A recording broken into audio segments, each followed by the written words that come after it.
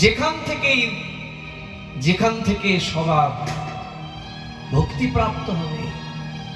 ভক্তি প্রাপ্ত হবে মানে আমাদের কি ভক্তি নাই? আছে।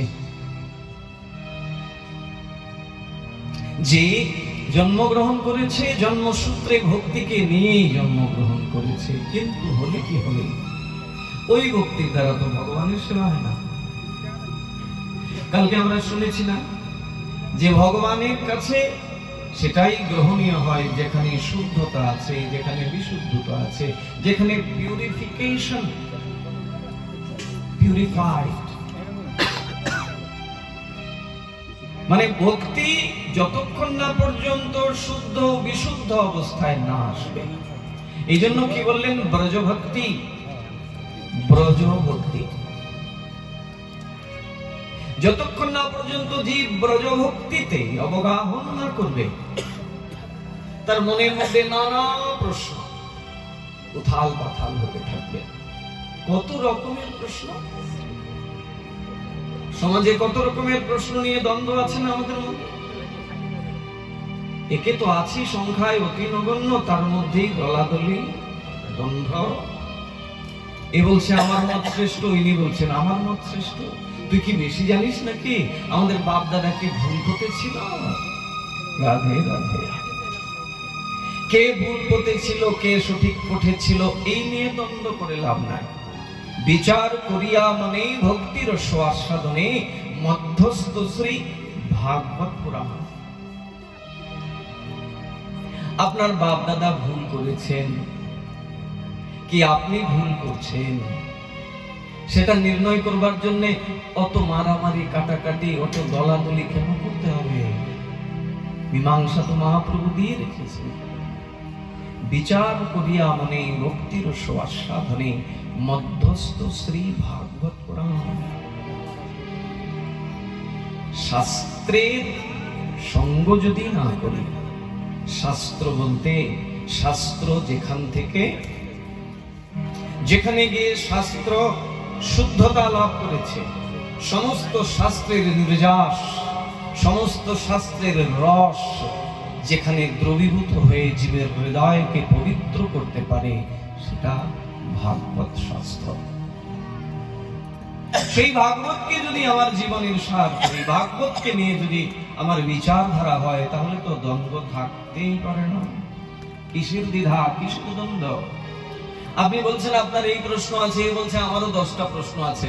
আপনি যদি একটু সুযোগ দেন তাহলে বলবো। প্রশ্ন করার সুযোগই পাবেন না আপনি, কারণ ভাগবত এমন একটা বিষয়। ভাগবত আগেই বলেছি, ভাগবত মানে কয়েকটা সাদা কাগজের সন্নিবেশ নহে। ভাগবত এই জড় জগতের কয়েকটা সাদা কাগজের টুকরো না। শ্রীমদ ভাগবত মানে স্বয়ং ভগবানের স্বরূপ বিগ্রহ, ভগবানই।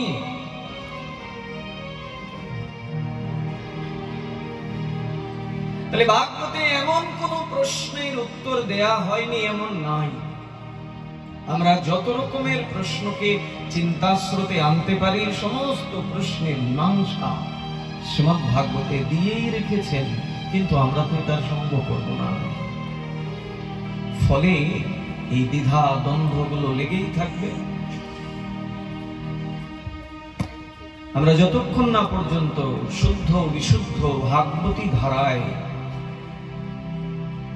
শুদ্ধতা নিয়ে, শ্রদ্ধা নিয়ে শ্রবণ পিপাসু না হতে পারবো, ততক্ষণ পর্যন্ত দ্বন্দ্ব লেগেই থাকবে।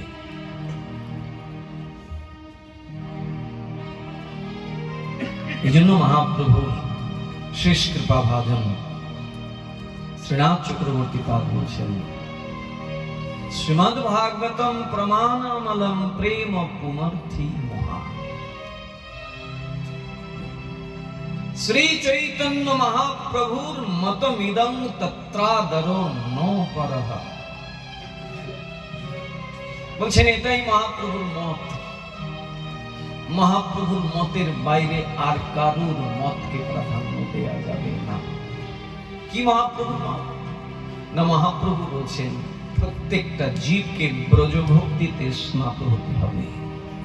ব্রজ যেখানে ভক্তি দেবী গড়াগড়ি যায়, যেখানে গিয়ে ভক্তি দেবীর বৃদ্ধতা বার্ধক্য দূরীভূত হয়। বাকি সব জায়গায় গেছেন, কোথাও গিয়ে হয়নি। জ্ঞান বৈরাগ্য, তারা পূর্ণ যৌবন লাভ করে কোথায় এসে? ব্রজমণ্ডল, ব্রজ ভক্তি, ব্রজাঙ্গনাগণ, ব্রজগোপীগণ, যে ভক্তি তারা ভগবানের সন্তুষ্টি বিধান করেছেন। এমন সন্তুষ্টি বিধান করেছেন যে ভগবানের মহিষীরাও এমন করে পারেননি। ছেড়ে দিন মহিষীদের কথা, ধ্রুব, প্রহ্লাদ, নারদ, উদ্ধব মহারাজ তারাও পারেননি। তারাও ভক্ত নিঃসন্দেহে, তাদের ভক্তির তুলনা হয় না। কিন্তু হলে কি হবে? ব্রজ গোপীদের যে ভক্তি, ওই জায়গায় পৌঁছতে পারেনি। রায় রামানন্দ সংবাদে মহাপ্রভু ততক্ষণ পর্যন্ত বাহ্য বলছেন, ইহ বাহ্য, ইহ বাহ্য, আগে কহা। কতক্ষণ পর্যন্ত? যতক্ষণ পর্যন্ত ব্রজভক্তিতে প্রবেশ না করেছেন। যখনই ব্রজভক্তিতে আসলেন, বললেন ইহ হয়। ব্রজভক্তি, যেখানে গিয়ে ভক্তির শুদ্ধ বিশুদ্ধতার কথা। ব্রজ গোপীগণ, যে ভক্তির দ্বারা ভগবানের চরণে পুষ্পাঞ্জলি প্রদান করেছেন, সেখানে কোনো দলাদলি নাই, সেখানে কোনো ছেড়ে যাওয়ার প্রবৃত্তি নাই। আর ওই ব্রজমণ্ডলকে ভগবান এমন ভাবে সাজিয়েছেন, ওই যে কালকে আমরা বলেছিলাম না, আনুগত্য, আনুগত্য শিষ্টাচার আর স্বতন্ত্রতা ভ্রষ্টাচার। এখানে আনুগত্য ব্রজভক্তিতে কেমন দেখিয়েছেন জানেন? শুধু গোপীরা কৃষ্ণের আনুগত্য করেছে তা না, ভগবানও তার ভক্তের আনুগত্য করেছে। এই জন্য তো ভক্ত আর ভগবান এক আত্মা। ভগবানের সেবা করতে করতে ভগবান যখন, ভক্ত যখন ভগবানেতে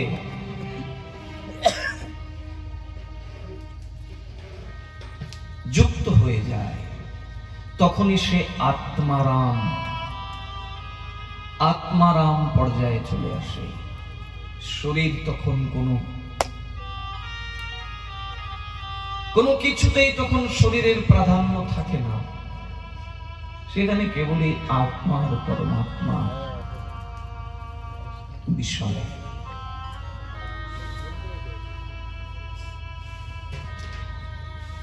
ব্রজগোপীদেরকে ভগবান এমন উজাড় করে দান করলেন ব্রজভক্তি, যাতে আমার ব্রজবাসীদেরকে বৃন্দাবন ছেড়ে, ব্রজ ছেড়ে অন্য কোথাও যেতে না। সমস্ত তীর্থকে শ্রীধাম ব্রজমণ্ডলে শ্রীকৃষ্ণ আবির্ভূত করলেন। না আপনাকে গঙ্গোত্রী যেতে হবে, না যমুনোত্রী, না কেদার, না বদ্রীনাথ, কোথাও যাওয়ার প্রয়োজন পড়বে না। সবকিছুকে ভগবান ব্রজমণ্ডলে নিয়ে আসে। 84 কোষ পরিক্রমা যখন আমরা করি, তখন কি দেখি? সেখানে সব এমন ভালোবাসা, এমন বন্ধন ভক্ত এবং ভগবানের। ভগবানকে হারিয়ে ভক্তরা যেরকম থাকতে পারে না, এক নিমেষ তার কাছে এক যুগ মনে হয়। যুগায়িতং নিমেষেন চক্ষুষা প্রাবৃষায়িতং শূন্যায়িতং জগৎ সর্বং গোবিন্দ বিরহে নমঃ। গোবিন্দ বিরহে ভক্তের কাছে এক নিমেষ, নিমেষ মানে 16 মিনিট, এক নিমেষ মানে 16 মিনিট। 16 মিনিট তো অনেক সময়। এক পলক,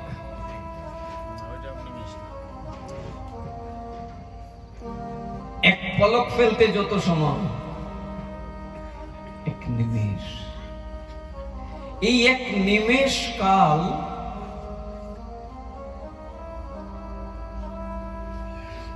ভগবানের বিরহে ভক্তদের কাছে এক যুগের মতো মনে হয়, ঠিক যেরকম ভক্তদের মনে হয় ভগবানেরও ঠিক তদ্রূপ। ভক্তের বিরহে ভগবানের মধ্যে উন্মাদনা আসে। আগেই বলেছি ভক্তবৃন্দ যে আমাদের ভক্তিটা তখন পর্যন্ত শুদ্ধ বিশুদ্ধ পর্যায়ে আসবে না যতক্ষণ পর্যন্ত আমার ব্রজভক্তির উদয় না হয়। তার আগে পর্যন্ত আমি আমাকেই শ্রেষ্ঠ জানব। মনে হবে আমার জ্ঞান কি কম নাকি, আমার যে পাণ্ডিত্য, আমার যে বুদ্ধি, আমার যে ভক্তি, তা কি কম কোন ক্ষেত্রে? কোথায় তারা আর কোথায় আমরা? সামান্য একটু জাগতিক বিদ্যা আছে, তাই মানুষের কাছে বলে বেড়াই, জানিস তো আমি 4টা বিষয়ে ডক্টরেট করা লোক, আমার সাথে কথা বলতে একটু সাবধানে বলবি। রাধে রাধে। কেমন অহংকার, কেমন অভিমান! আর বৃহস্পতির মতো পাণ্ডিত্য যার, বলছেন বৃহস্পতির চাইতে আরো বেশি পাণ্ডিত্য মহাপ্রভুর পার্ষদ সনাতন গোস্বামী। যখন মহাপ্রভুর কাছে গিয়ে দাঁড়িয়েছেন, পাণ্ডিত্যের অহংকার আছে, একগুচ্ছ তৃণ দন্তে ধারণ করে দাঁড়িয়েছেন, মানে কত জন্মের তিনি অপরাধী, প্রভুর কাছে এইভাবে দাঁড়িয়েছেন। দিনের অধিক দয়া করেন ভগবান, পণ্ডিত ধনী কুলীনের বড়ই অভিমান। এটা ততক্ষণ পর্যন্ত জীবের সাথেই যুক্ত থাকবে যতক্ষণ না পর্যন্ত ব্রজভক্তির দ্বার না খুলবে। আর ওই ব্রজভক্তির দ্বার খোলার দায়িত্ব, ওই ব্রজভক্তির দ্বার খুলবার অধিকার একজনের আছে।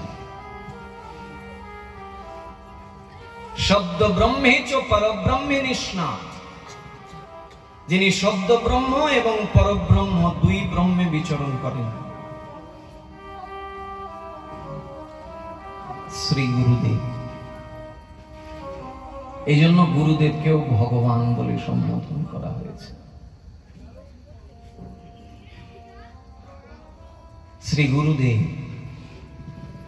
তিনি জীবের হৃদয়ে ভগবত ভক্তি, ওই ব্রজভক্তি প্রদান করে।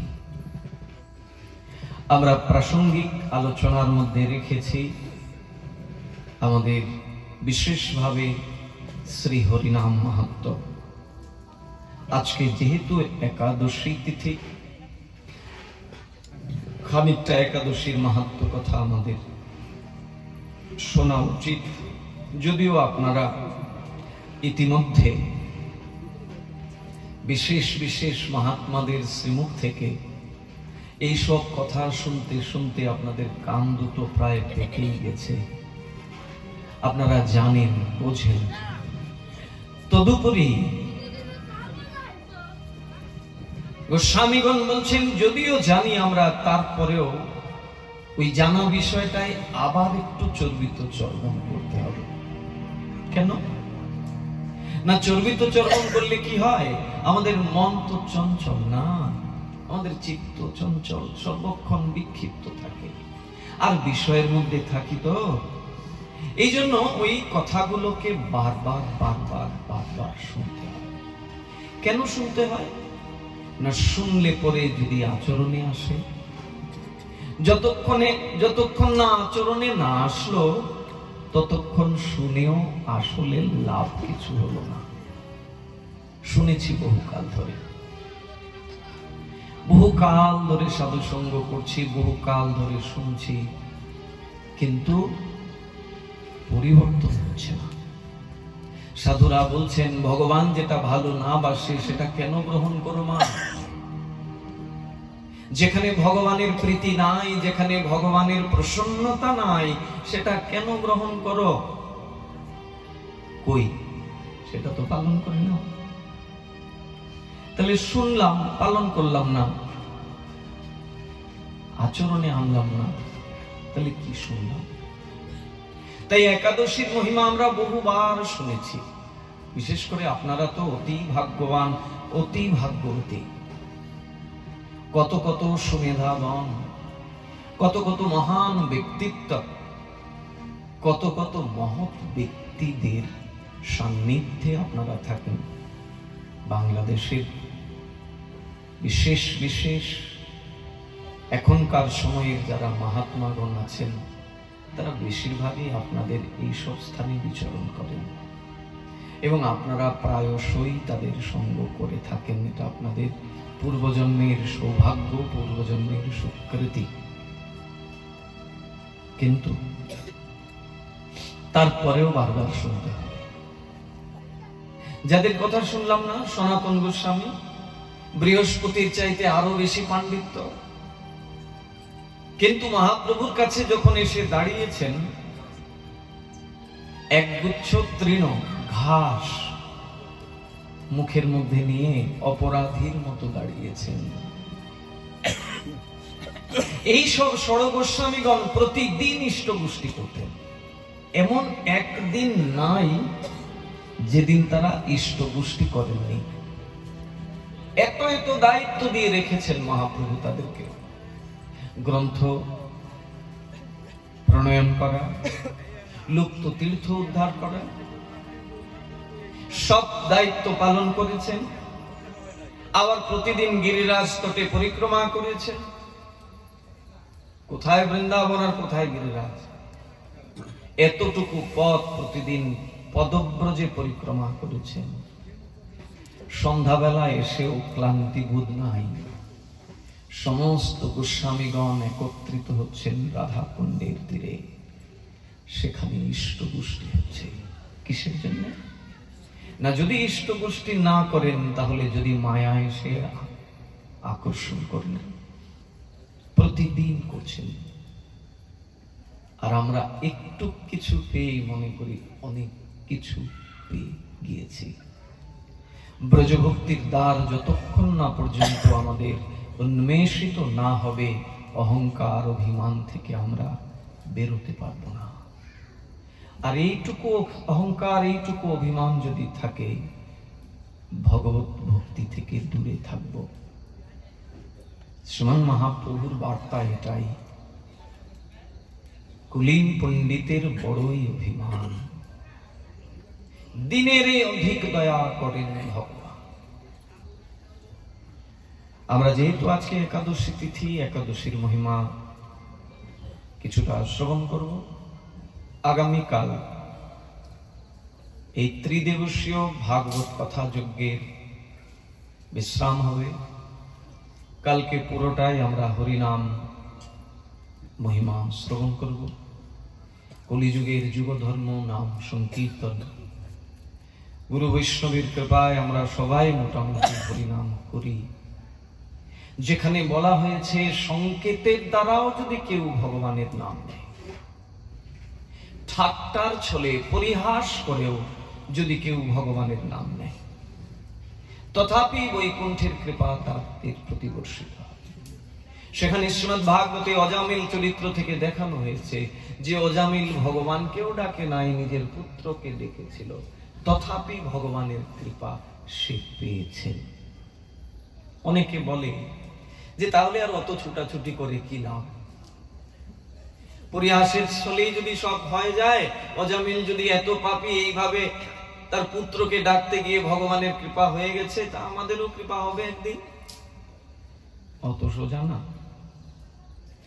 অজামিল যখন নিজের চোখের সামনে দেখেছে যে সাক্ষাৎ বিষ্ণুর দূতগণ এসেছেন, সেই যমদূতদের হাত থেকে তাকে মুক্ত করবার জন্য, এবং কথোপকথন হচ্ছে যমদূত এবং বিষ্ণুদূতের মধ্যে, এক পর্যায়ে মেরে ধরে যমদূতদেরকে তাড়িয়ে দিয়ে বিষ্ণুদূতরা অজামিলকে বন্ধন থেকে মুক্ত করেছেন।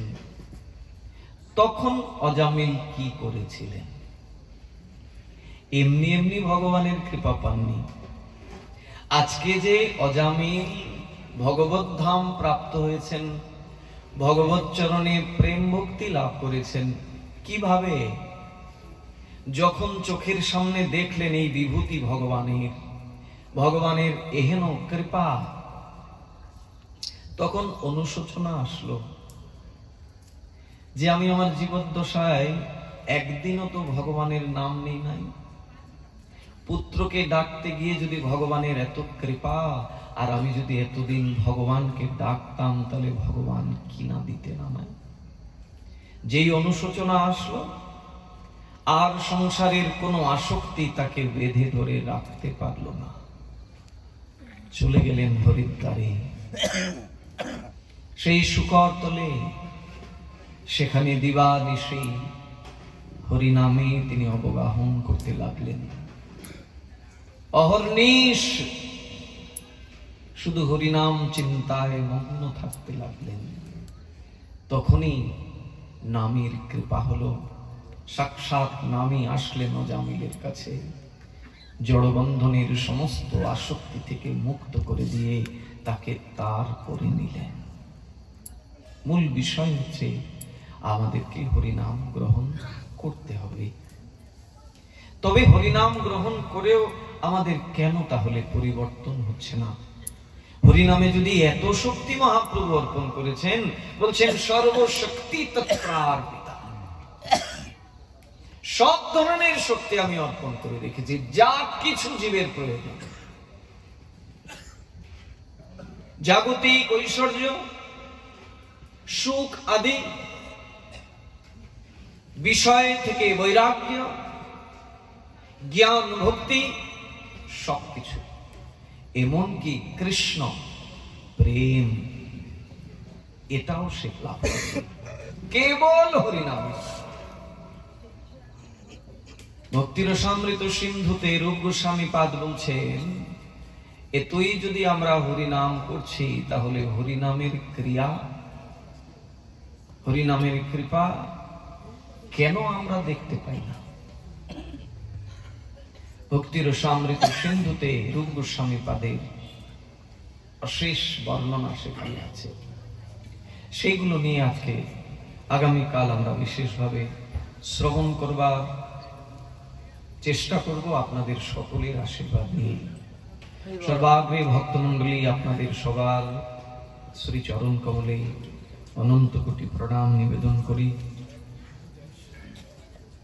আপনাদেরকে কোনোভাবে উপদেশ দান করব, এই দুঃসাহস আমার মধ্যে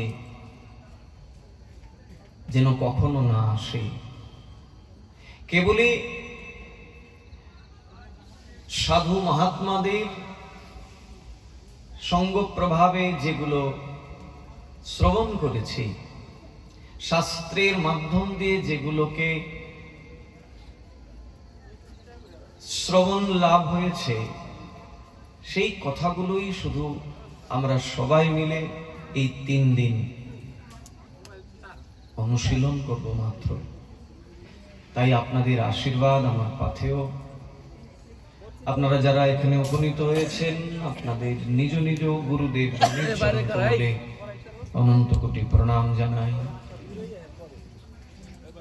তারা সকলেই আমাদের প্রতি আশীর্বাদ বর্ষণ করুন। সর্বাগ্রে মদীয় গুরুপাদ পদ্ম ওম বিষ্ণুপাদ অষ্টোত্তর শত শ্রী শ্রীল ভক্তি কিঙ্কর শ্রীধর গোস্বামী গুরু মহারাজের চরণ কমলে অসংখ্য অসংখ্য কোটি দণ্ডবত প্রণাম নিবেদন করত।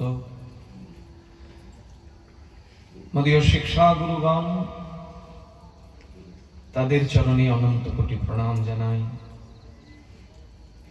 আমরা যে মহৎ সঙ্গ লাভ করবার সৌভাগ্য পেয়েছি, এটা যেন আমাদের কার্যকারী হয়। আমরা যেন আসলেই নিজেদেরকে পরিবর্তন উন্মুখীর পথে এগোতে পারি। ভগবানের কথা তখনই আমার জন্য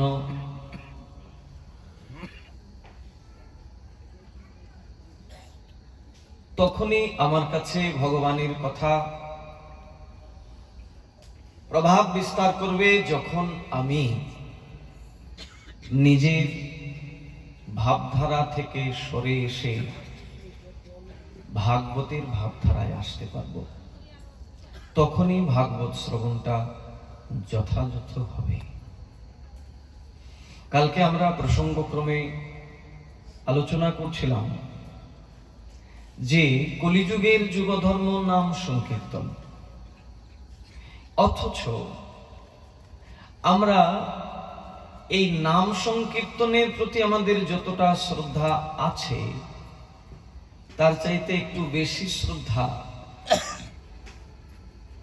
ওই ঘৃত আহুতি দিয়ে যজ্ঞ করার পেছনে। একটা অন্নপ্রাশন হলো কিংবা যে কোনো নিত্য নৈমিত্তিক বাড়িতে যে কর্ম আদি হচ্ছে, কোনো বিশেষ অনুষ্ঠান, সেখানে হরিনাম খুব একটা সম্মিলিতভাবে করি বা নাই করি, একটু যজ্ঞের ব্যবস্থা হবে। আর এখন তো যজ্ঞ এগুলো মঠ মন্দিরেও একদম ভরপুর। এইটা কি মহাপ্রভুর যুগধর্মকে বিশেষভাবে সম্মান প্রদর্শন করা হচ্ছে, নাকি আমরা একটু মহাপ্রভুর ধারা থেকে দূরে সরে যাচ্ছি? যজ্ঞকে নিষেধ করা হচ্ছে না, যদি কেউ সামর্থ্যবান করতে পারেন করুন, কিন্তু সর্বোপরি যে যজ্ঞকে মহাপ্রভু কলিযুগের জীবের জন্য গোলক থেকে এনে দান করেছেন, সেই যজ্ঞ থেকে যদি আমরা পিছিয়ে যাই, তাহলে অবশ্যই আমরা দুর্ভাগা।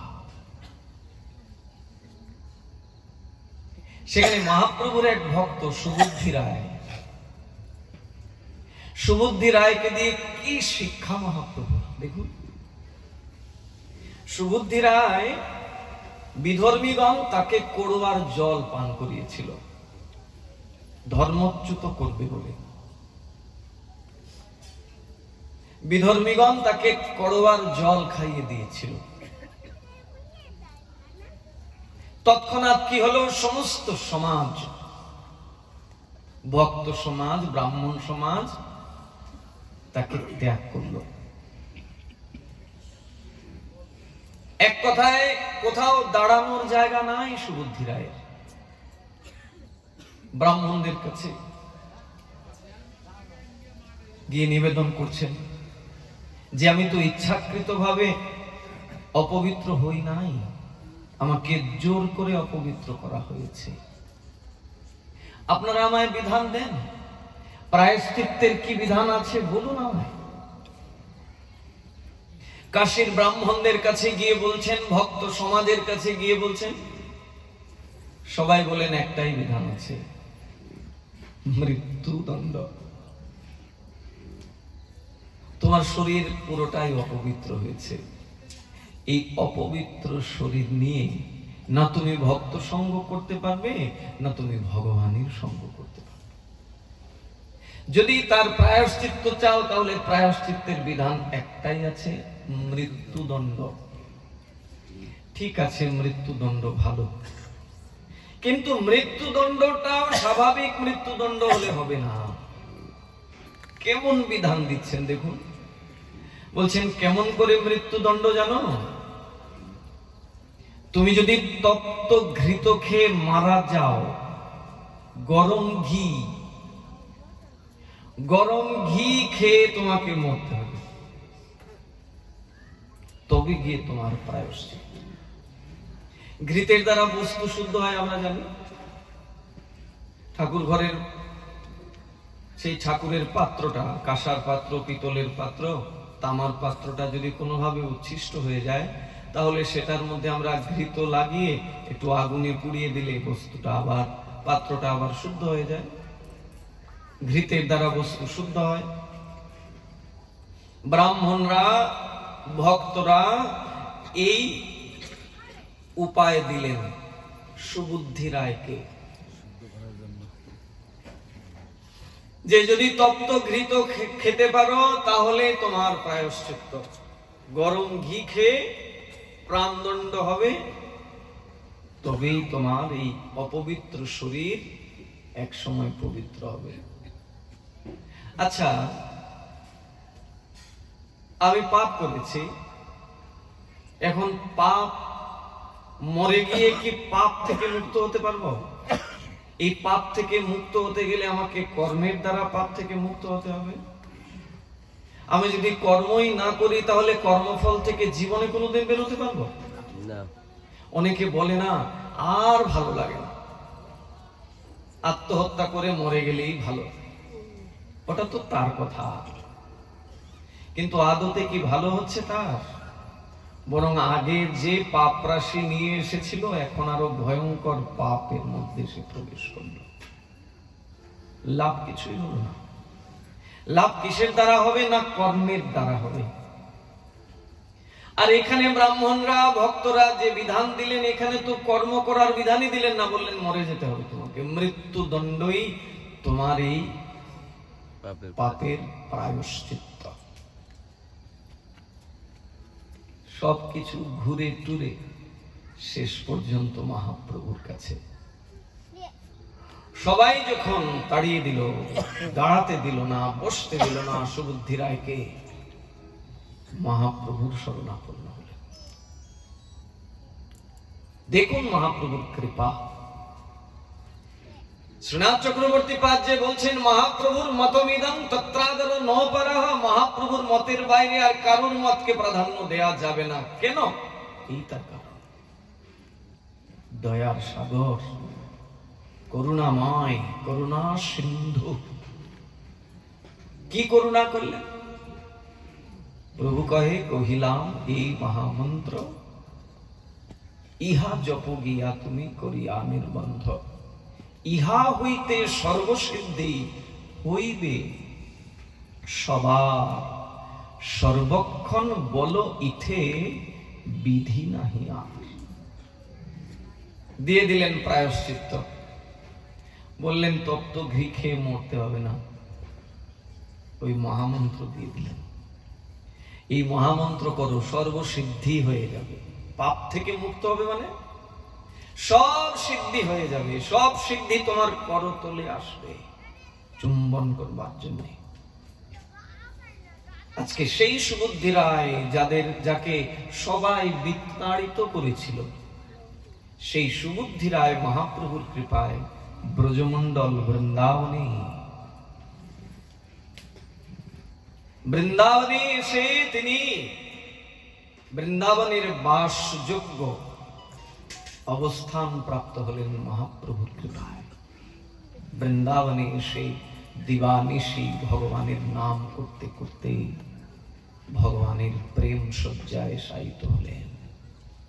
যে সুবুদ্ধি রায়কে ব্রাহ্মণরা, ভক্ত সমাজরা বলছিলেন তপ্ত ঘৃত খেয়ে যদি মারা যাও তবেই তোমার প্রায়শ্চিত্ত হবে, আজকে কেবল হরিনাম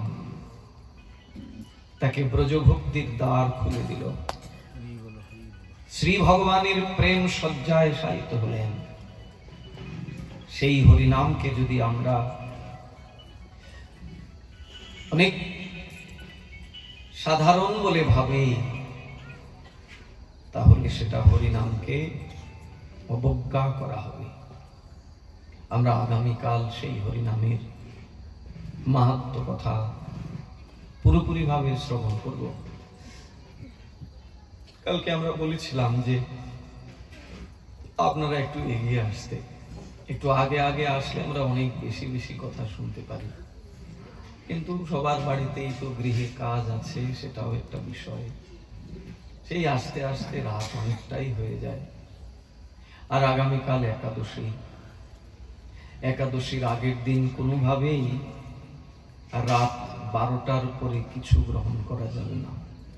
যদিও এটা শুধু একাদশীর জন্য না, 365 দিন আমাদের যে নানাভাবে আমরা আক্রান্ত হচ্ছি রোগ ব্যাধিতে, এর জন্য খানপিন একটা বিশেষ কারণ।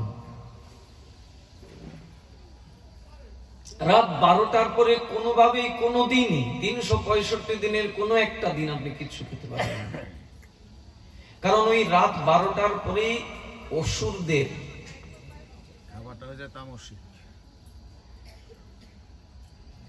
সব অসুররা এসে তাদের তাণ্ডব শুরু করে দেয়। এই আসরিক সময় আপনি যা কিছু করবেন সেটা আপনার জন্য কাল হবে।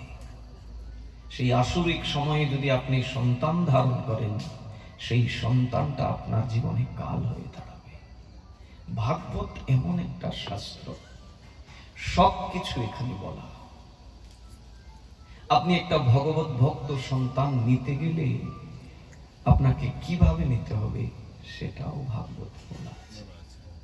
শুধু একটু সময় নিয়ে শ্রদ্ধাপূর্বক খুলে দেখতে হবে, শুনতে হবে। আগেই বলেছি, এমন কিছু শাস্ত্রে নাই, ভাগবতে নাই, হতেই পারে না। এটা যে অমল পুরাণ, সব মলকে ত্যাগ করে এবার একটা রসালো ফল শ্রী ভগবান আমাদের দান করেছেন। পিবতম রসমালয়ম, যিনি যত পান করবেন তত বেশি রস রস রস রস আস্বাদন করবেন। আসরিক সময়ে যা কিছু করবেন সেটা আপনার জন্য কাল হয়ে থাকবে। আসরিক সময় তাহলে কি করতে হয়? ভগবত নাম করতে হয়। অসুরদের সাথে যুদ্ধ করতে গেলে আপনি আপনার শক্তির দ্বারা পারবেন কখনো? অসুরেরাও সামান্য না, অসুরদেরও বহু শক্তি। আর তারাও যে এই শক্তি অর্জন করেছে, তারাও দেবতাদের সাধনা করে করেছে, এমনি এমনি হয় না।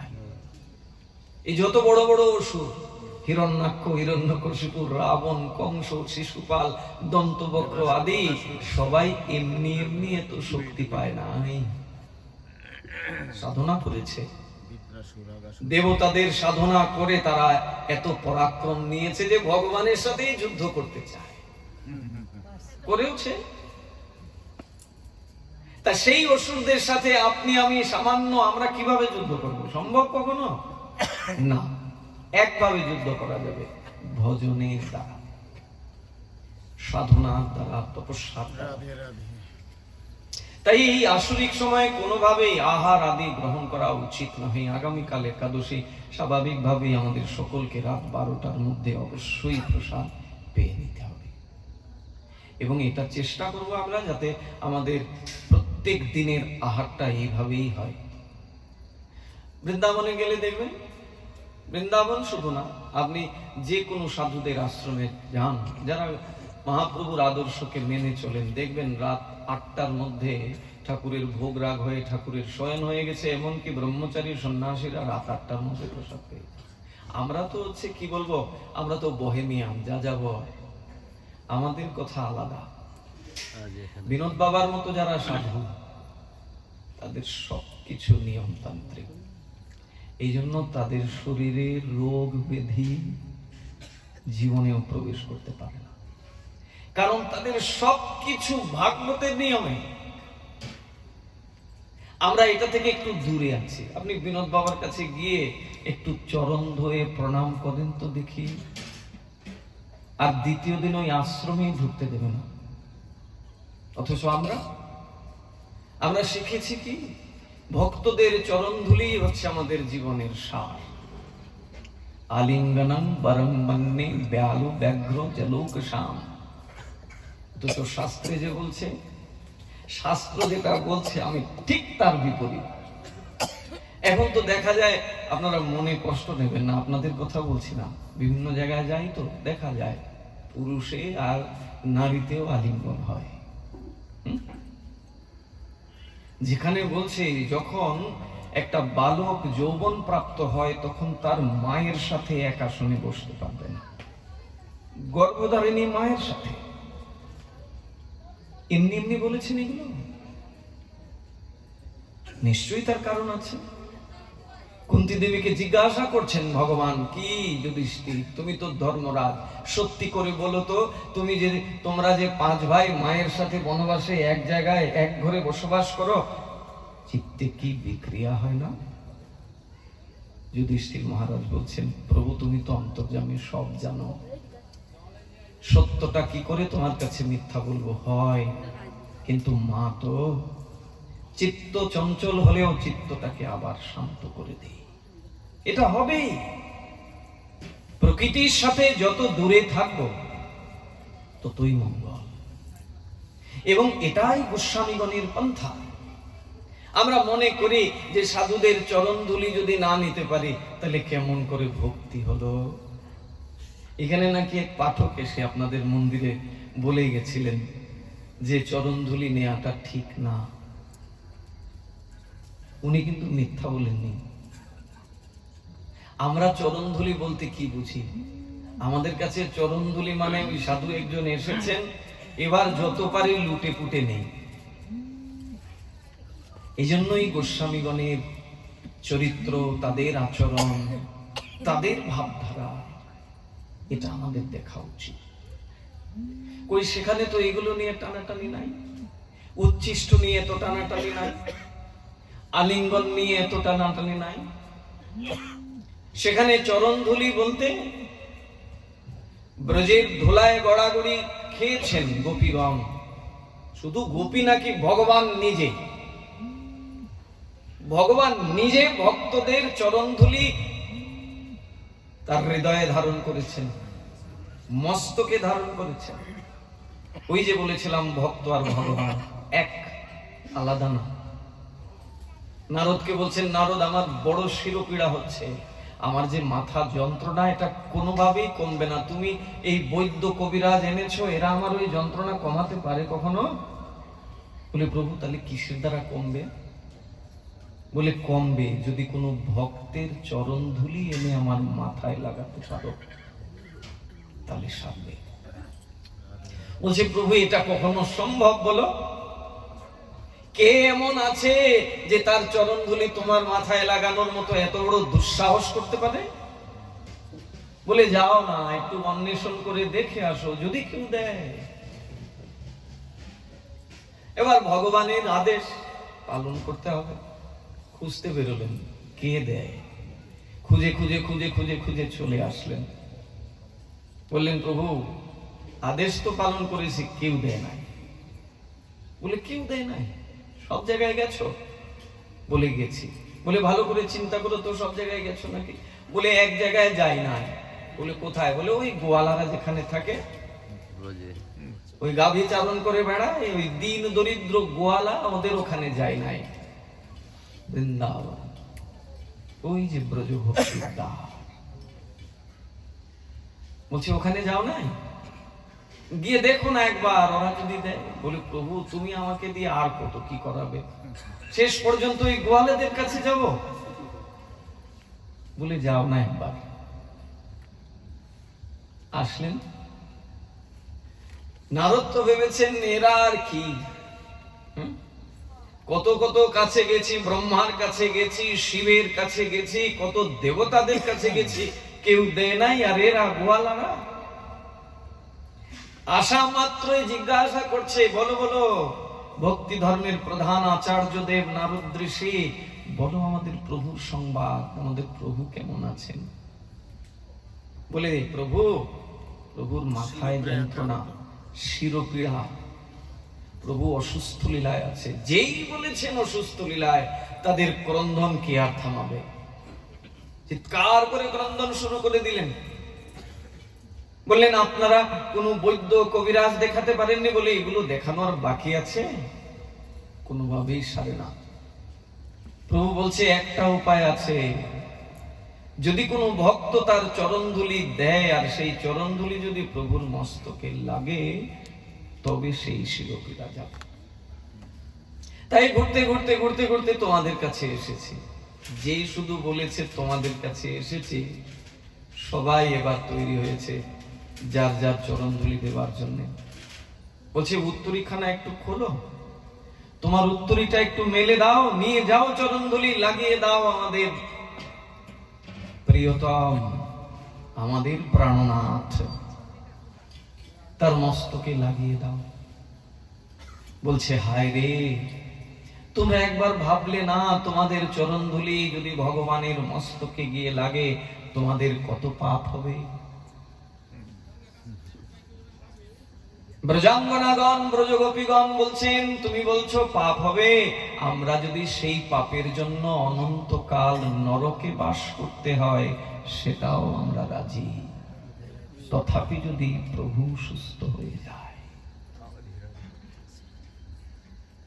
ভক্তের মহিমা, এখানে ওই চরণধুলি মানে ভক্তকে মর্যাদা, ভক্ত কোন পর্যায়ে, তার ভক্ত যে তার হৃদয়, ভক্তকে যে তিনি হৃদয়ে ধারণ করেন, এটা নারদকে বোঝানোর জন্য। কারণ নারদের মধ্যেও অহংকার এসেছিল। যিনি ভক্তি ধর্মের প্রধান আচার্য, ভক্তি জীবকে দান করার দায়িত্ব ভগবান যাকে দিয়েছেন, সেই নারদের অহংকার চূর্ণ করবার জন্য ভগবান এই লীলা করেছিলেন। আমরা কি করি? এটার বিপরীত অর্থ বের করি। বলে তাহলে আপনারা বলছেন ভক্তের চরণ ধরা যাবে না, ভগবান তো চরণ ধুলি নিয়ে সুস্থ হয়ে গেলেন। চরণ ধুলি কেন নেওয়া যাবে না? নেয়ার বিধান আছে, আমরা যেভাবে নিচ্ছি এভাবে না। এখানে কি ভক্তের কোনো কমি আছে নাকি? আপনারা ভক্ত না হলে কি আর এখানে আসতেন নাকি? আপনাদের ভক্তি ওই স্তরে আছে বলেই তো আপনারা এই শীতের মধ্যে এখানে এসে বসে ভগবানের কথা শুনছেন। এইখানে কি চরণ ধুলি লোকানো নাই? অবশ্যই আছে। তার জন্য কি আরেকজনের চরণ ধুলি চরণে ধরে তারপরে এই ধুলি নিতে হবে? যেখানে ভক্তগণ বিচরণ করেন ওই স্থানটাই তখন বৃন্দাবন হয়ে যায়। ভক্তগণ যেখানে এসে ভগবানের গুণকথা শ্রবণ করে, যেখানে একত্রিত হয়ে ভক্তগণ ভগবানের নামামৃত আস্বাদন করে, তখন ওই স্থানটা বৃন্দাবন সমতুল্য হয়ে যায়। ওই জায়গার একটু মৃত্তিকা ধারণ করা মানে ব্রজধূলির সমান। তার জন্য কি আরেকজনের চরণ ধরে নিয়ে ধুলো নিতে হবে? এটা একজন উত্তম অধিকারী সাধু, একজন শ্রেষ্ঠ মহাত্মা কোনোভাবেই আপনাকে এই সুযোগ দেবে না। বৃন্দাবনের কোন মহাত্মাদের চরণ ধরতে পারবেন না, বলবে দূর থেকে প্রণাম করো মা। চরণ ধুলি অন্য জিনিস, কৃপা। চরণ ধুলিটা কেন নেব? কৃপার জন্যই তো। আমার প্রতি যেন আশীর্বাদ বর্ষণ হয়, আমার প্রতি যেন কৃপা বর্ষণ হয়, এই জন্যই তো চরণ ধুলি নেওয়া। তা দূর থেকে ভক্তি দিলে চরণ ধুলি নেওয়া হয় না বুঝি? হরিদাস ঠাকুর তো জীবনে কোনোদিন পুরীতে জগন্নাথের মন্দিরে ওঠেননি, সব সময় ওই রাজপথ থেকেই প্রণাম করতেন, উপরে উঠতেন না। কারণ তিনি যবনকুলে জন্মগ্রহণ করেছেন। যদি তার শরীরের সাথে পূজারীদের স্পর্শ হয়ে যায়, যদি জগন্নাথের সেবায় বিঘ্ন ঘটে, তাই কোনো দিন মন্দিরের উপরে যাননি, রাজপথে দণ্ডায়মান হয়ে সাষ্টাঙ্গে প্রণাম করতেন। জগন্নাথ কি তার প্রণাম নিতেন না? প্রত্যেক দিন মহাপ্রভু তার অবশেষ পাত্র গোবিন্দের হাত দিয়ে পাঠিয়ে দিতেন, যাও হরিদাসকে দিয়ে আসো। আমরা মনে করি গায়ে গায়ে জড়িয়ে আলিঙ্গন না দিলে কৃপা হবে না। ভক্তবৃন্দ এগুলো নিয়ে তর্ক করা যাবে না, এইগুলো নিয়ে আবার নিজেদের কোনো যুক্তি দাঁড় করানো যাবে না। কারণ ভাগবত গোস্বামী গ্রন্থ এমন একটা বিষয়, এখানে আপনার পাণ্ডিত্য, আপনার জ্ঞান প্রাধান্য পায় না। গোস্বামী গ্রন্থ মানে কি? ভাগবত থেকে আরো উন্নত রসের কথা তারা তুলে ধরেছেন, রূপ সনাতন, জীব গোস্বামী আদি। সেখানে যদি আমরা একটু বিচরণ করি, আগেই বলেছি ব্রজভক্তির দ্বার যতক্ষণ না জীবের উন্মেষিত না হবে, প্রকৃত ভক্তি সে বুঝতে পারবে না। ওই ভক্তিটা উপর উপর থাকবে, বিশুদ্ধ হবে না। শুদ্ধ বিশুদ্ধ ভক্তি জীব তখনই লাভ করবে যখন ব্রজভক্তির দ্বার খুলবে। সেখানে ওইগুলো কিচ্ছু নাই, এগুলো আমাদের মধ্যে একটু বেশি। বৃন্দাবনে গেলে এগুলো তো দেখা যাবে না। লক্ষ লক্ষ ভক্ত প্রতিদিন পরিক্রমা করছে, সেখানে চরণধুলি কিভাবে নিচ্ছে? ওই রজ একটু এইভাবে। সেখানে এখনকার এক মহাত্মা আছেন, তার কয়েক হাজার ব্রহ্মচারী শিষ্য, প্রেমানন্দ বাবাজি মহারাজ। এই নিয়ে আমাদের মধ্যেও আবার গৌড়ীয় মঠে, ইস্কনে, বিভিন্ন বাবাজিদের মধ্যে আবার এই নিয়েও দ্বন্দ্ব আছে। আরে এরা শুদ্ধ সম্প্রদায় না, এই নিয়ে আমাদের মধ্যে খুব অহংকার। আর অহংকার করি বলেই আমাদের আজকে এই অবস্থা। আজকে প্রত্যেকটা মঠ মন্দিরে গন্ডগোল। কারণ ওই যে নিজেকে শ্রেষ্ঠ ভাবে। সবার মধ্যেই গুণ আছে, একজন গোস্বামী সন্তান, তিনি সংসারে আছেন, গৃহস্থ লীলাকে অঙ্গীকার করে, তাই বলে কি তার মধ্যে একটু গুণ নাই? আমি গৃহস্থ ধর্মকে স্বীকার করিনি, সন্ন্যাসী হয়েছে বলে সর্বগুণের অধিকারী আমি? আমার মধ্যে একটু দোষ নাই? দোষ যদি না থাকতো তাহলে আর এই জগতে থাকতাম কেন? থাকতাম এখন গোলক বৃন্দাবনে ভগবানের কাছে। সবার মধ্যেই গুণ আছে, সবার মধ্যেই দোষ আছে। যিনি ভক্ত হবেন তিনি কারোর মধ্যে দোষ দর্শন করবেন না, তার মধ্যে যে গুণ আছে সেটা নেবেন, দোষটার দিকে দৃষ্টিই থাকবে না তার, তবে না তিনি ভক্ত। সেই বাবাজি হাজার হাজার তার ব্রহ্মচারী শিষ্য, জানেন এরা রাতের বেলা ওই শ্মশানের ধারে কিংবা রাস্তায় কোথাও শুয়ে থাকে, সকালবেলা ঠিক ব্রাহ্ম মুহূর্তে স্নান করে মন্দিরে চলে যায়, সারা দিন সেখানে সেবা করে।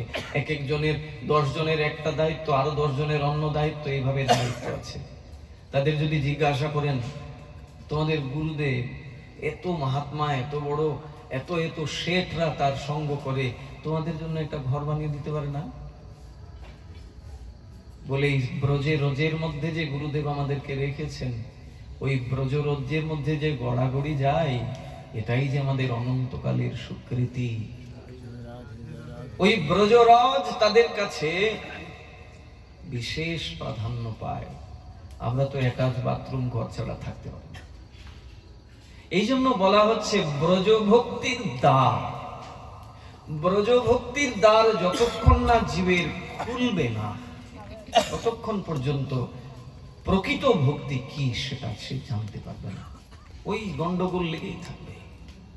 কিন্তু গন্ডগোল থেকে আমরা মুক্ত হতে থাকবো যখন আমরা এই সব ছোটখাটো বিষয় নিয়ে চিন্তা থেকে দূরে না যাব। এগুলো একদম ছোটখাটো বিষয়, কিন্তু আমাদের কাছে বিরাট কিছু। ওই শ্রাদ্ধতে নিরামিষ খাওয়া যাবে না, শ্রাদ্ধতে মাছ খেতে হবে, আসলে কি এগুলো বিশেষ কোনো কারণ? এই নিয়েই তো আমাদের মধ্যে যুদ্ধ। এই ছোট ছোট বিষয় নিয়েই কিন্তু আমাদের মধ্যে যুদ্ধ, বিরাট কোনো বিষয় না। যদি চিন্তা করি হৃদয় দিয়ে যে আমাদের মধ্যে যে গ্রুপবাজি হচ্ছে, দ্বন্দ্ব তৈরি হয়েছে, আসলে কি বিশাল কোনো কারণ? ছোট্ট একটা কারণ। এগুলো হয়, আপনাদের এখানে নাও হতে পারে, আমরা তো বিভিন্ন জায়গায় যাই, দেখি এগুলো হয়। একটাই কারণ, ভাগবত ধর্ম থেকে আমরা দূরে। আমাদেরকে ঘুরে ফিরে এই ভাগবত ধর্মে আসতে হবে। এখানে সবকিছুর নির্যাস। একটা সংসারী জীব কেমন করে সংসার প্রতিপালন করবে, সে যদি ভাগবতের সঙ্গ না করে জীবনে বুঝতে পারবে না। সংসারের প্রতি বৈরাগ্য নিয়ে যিনি বাইরে এসেছেন, তার ভক্তি জীবন কেমন করে পরিচালনা করবেন, ভাগবত থেকে যদি না জানেন, তাহলে তার জানাটা ভুল জানা। শ্রীমদ্ ভাগবত স্বয়ং ভগবানের স্বরূপ প্রকাশ।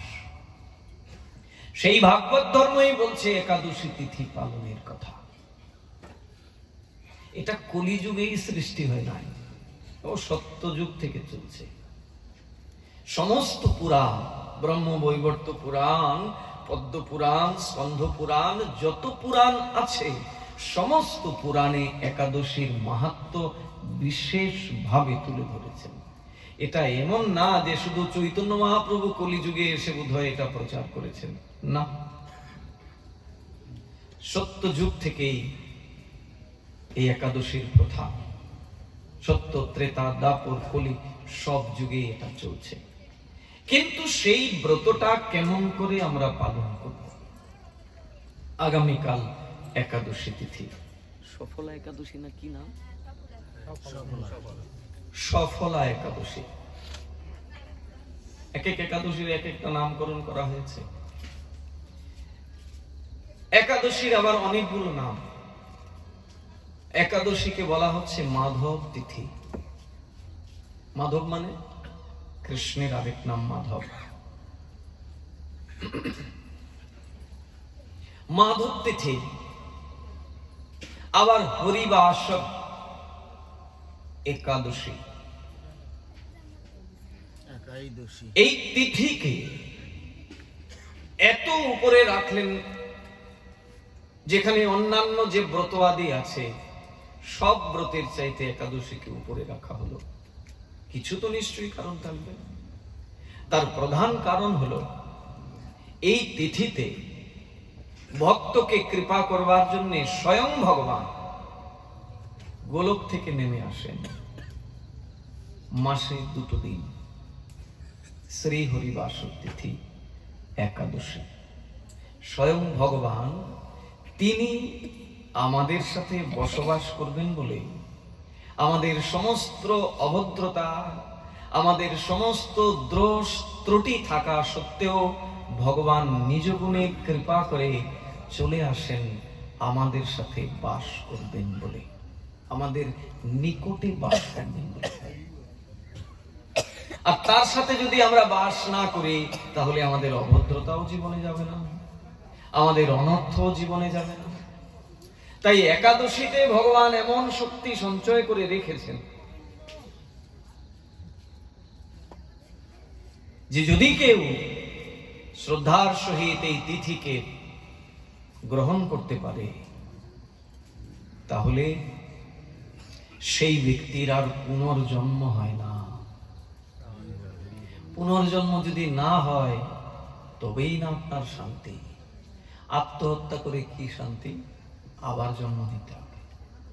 বরং এখন ভালো ছিলেন তখন কুকুরজনী, শুকরজনী, আরো কত নিকৃষ্ট জনী লাভ হবে, কষ্ট আরো বেড়ে গেল। তাহলে কর্মের দ্বারা আপনার কষ্ট দূরীভূত করতে হবে, যে কোনো কর্ম নয়, ভগবত কর্মের দ্বারা। অনেকে বলে আমরা সংসারী মানুষ, কর্মই ধর্ম। ঠিক আছে, কর্মই ধর্ম, কিন্তু আপনি যে কর্মের মধ্যে যুক্ত আছেন, আপনি যে কর্মকে ধর্ম বলছেন, এটা কখনো ধর্ম হতে পারে না। আপনার জড় কর্মকে যদি ধর্ম মনে করেন তাহলে সেটা তো ধর্ম হতে পারে না। এই জন্য শ্রীমদ্ ভগবদ গীতার কর্মযোগে ভগবান কর্মর ব্যাখ্যা দিয়েছেন। সেখানে কর্ম, অকর্ম, বিকর্ম বিস্তার করেছেন ভগবান। আমি বলছি আমরা সংসারী মানুষ, আমার গুরুদেব বলছেন আমরা যদি সারা দিনে একবার একটু ভগবানকে ডাকি তাতেই ভগবান সন্তুষ্ট হয়ে যাবে। তার মানে আপনার গুরুদেব মহাপ্রভুর চাইতে বড়? নিশ্চয়ই না। আর যিনি প্রকৃত গুরু হবেন তিনি মহাপ্রভুর আদর্শের বাইরে একটা কথা বলতেই পারেন না। যেখানে এই রকমের কথা হবে জানবেন ইনি মহাপ্রভুর বিরোধী পক্ষ। আর যিনি মহাপ্রভুর বিরোধী পক্ষ তার সঙ্গ করা যাবে না। তার সঙ্গ করলে কি হবে? বলছেন অবৈষ্ণব মুখদ গীর্ণং পুতং হরি কথামৃতং শ্রবণং নৈব কর্তব্যম সর্প উচ্ছিষ্টং যথা পয়। একটা বিষাক্ত সাপ দুধকে উচ্ছিষ্ট করলে যেরকম দুধের মধ্যে বিষক্রিয়া সৃষ্টি হয়, ওই দুধ আর তখন অমৃত থাকে না, সেটা বিষ যুক্ত হয়। সেই অবশেষ দুধ পান করলে যেভাবে আমি মারা যেতে পারি, ঠিক তদ্রূপ এক অসাধুর মুখে এক অবৈষ্ণবের সঙ্গক্রমে আমার ভক্তিটাও চিরতরে মৃত্যুবরণ করতে পারে। যিনি প্রকৃত সাধু হবেন, যিনি প্রকৃত ধার্মিক হবেন, তিনি কখনোই আবুল তাবুল কথা বলবেন না। ভাগবতের বাইরে কোনো কথাই তার মুখ দিয়ে বেরোবে না। তার সঙ্গ করলে আপনি গিয়ে যখন কিছু জিজ্ঞাসা করবেন, বাবা আমাকে এই কৃপা করুন না,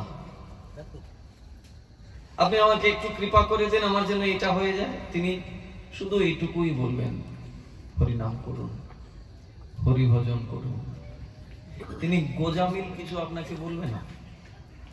ওইটা করো তাহলে ওইটা হয়ে যাবে, শনিবারে মঙ্গলবারে এটা নিয়ে আসো, দিয়ে দেবো, কাজ হয়ে যাবে।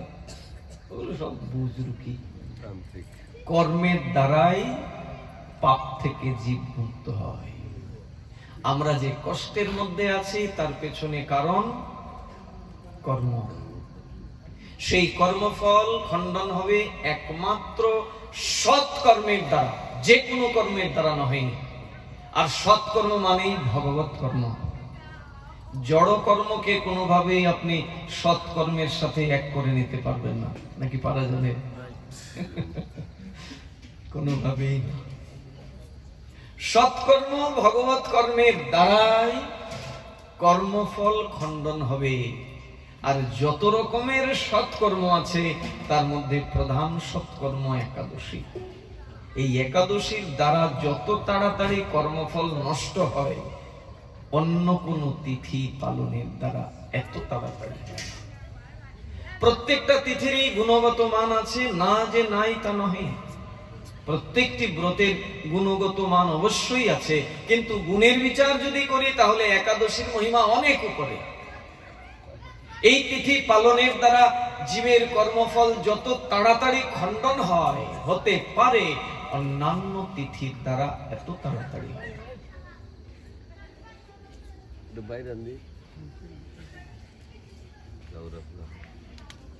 সেই একাদশী তিথি আমরা পালন করব, সবাই আপনারা করছেন। শাস্ত্র বলছে 8 বছর থেকে 80 বছর, বালক বালিকা থেকে শুরু করে বৃদ্ধ বৃদ্ধা সকলকে একাদশী তিথি পালন করতেই হবে, বাধ্যতামূলক। সামর্থ্য পক্ষে তো আরো বেশি। এই বাবা বলছেন সামর্থ্য পক্ষে তো আরো বেশি। তো সামর্থ্যের বিচার যদি করা হয় তাহলে আমাদের সবারই সামর্থ্য আছে। সামর্থ্য নাই কয়েকজন খুঁজে পাওয়া যাবে হয়তো, যাদের অনেক বেশি রোগাক্রান্ত, অনেক রোগে আক্রান্ত হয়েছেন, ঘন্টার পর ঘন্টা ওষুধ খেতে হয়, তাদের কথা আলাদা। আদারওয়াইজ যারা আমরা আছি আমরা সবাই ইচ্ছে করলে করতে পারি। যে বাবার কথা বলছিলাম না, বিনোদ বাবা, বিনোদ বিহারী দাস, আমাদের পরম শ্রদ্ধেয়, আপনাদেরকে যিনি বিশেষভাবে কৃপা দান করে চলেছেন, প্রপূজ্য চরণ গোপীনাথ দাস ব্রহ্মচারী মহাশয়, তার গুরুবর্গ গোপীনাথ বাবার যিনি গুরুপাদ পদ্ম অনন্ত বিভূষিত অষ্টোত্তর শত মুরারি কৃষ্ণদাস বাবাজি মহারাজ, সেই বাবাজি মহারাজেরই গুরুভ্রাতা হচ্ছেন বিনোদ বিহারী দাস বাবাজি মহারাজ। এত বৃদ্ধ লোকটা এই বয়সে নির্জলা একাদশী করে। প্রত্যেকটা বছরে যে 24টা একাদশী, প্রত্যেকটা একাদশী নির্জলা। শুধু কি নির্জলা নাকি, কালকে দেখবেন যদি যারা ওনার ইউটিউবে বা ওনার ফেসবুকে যুক্ত আছেন, দেখবেন সারা রাত কীর্তন হবে। ওনার আশ্রমে বর্ষানাতে সারা রাত হরিনাম করে শিষ্যদেরকে নিয়ে জাগরণ করবেন। এগুলোই তো আমাদের শিক্ষা। একজন মহৎ ব্যক্তির সঙ্গ কিসের জন্য করব? এজন্যই আমরা করব কারণ তাদের মধ্যে বিশেষত্ব কিছু আছে যেটা অন্য 10 জনের মধ্যে নাই। এই জন্যই তো মহাজনদের পথকে অনুসরণ করতে বলছেন। প্রত্যেকটা একাদশী শাস্ত্রের নিয়ম মতো পালন করছেন। আমরা শুনলে আমাদের চিন্তায় পড়ে যাবে, আরে এইভাবে কি করা সম্ভব নাকি? কেন সম্ভব না? আমার মনকে যদি আমি তৈরি করতে পারি সব সম্ভব। প্রয়াস করুন না, মাঝে মাঝে 1টা 2টা করে করেন। এখন তো শীতের দিন, এখন খুব একটা ক্লান্তিবোধ হবে না, জল পিপাসাও খুব একটা লাগবে না। গরম দিনে না হয় একদম হাঁপিয়ে যান, জিভা টিভা বের হয়ে যায়। ঠান্ডার মধ্যে এত কষ্ট হওয়ার কথা না, চেষ্টা করলেই পারা যায়। এরকমের একটু একটু অভ্যাস করবেন না, দেখবেন এক সময় মনে হবে আরে একাদশী দিন একটু ফল খেলে মনে হবে আজকে ব্রতই করি নাই, এমন মনে হবে। এবং হয় এরকম, যারা এইভাবে নির্জলা একাদশী করে না, যদি কোনোদিন কোনো কারণবশত অসুস্থ হয়েছে, একটু কিছু গ্রহণ করতে হবে, তখন তার কাছে মনে হয় যে আজকে একাদশী হলো না, একাদশী ভঙ্গ হয়ে গেল আমার। একাদশী কি না, তিনি হচ্ছেন ভক্তি জননী, ভক্তি দেবী, যে ভক্তির দ্বারা ভগবানকে লাভ করা যাবে। ওই যে বলছিলাম ভক্তি তো সবার আছে, কিন্তু ভক্তিটা বিশুদ্ধ না, শুদ্ধ না। একাদশী ব্রতের দ্বারা আমার ওই ভক্তিটা শুদ্ধ হবে, বিশুদ্ধ হবে। হরিবাসন মানে হচ্ছে ভক্তি দেবী, ভক্তি জননী। সেই একাদশীর মাহাত্ম্যে কোথাও লেখা নাই যে কিছু আপনি গ্রহণ করতে পারবেন। আপনি কোনো একটা পুরাণ এসে দাঁড় করাতে পারবেন না যে পুরাণে আছে যে একাদশীতে কিছু গ্রহণ করা যায়।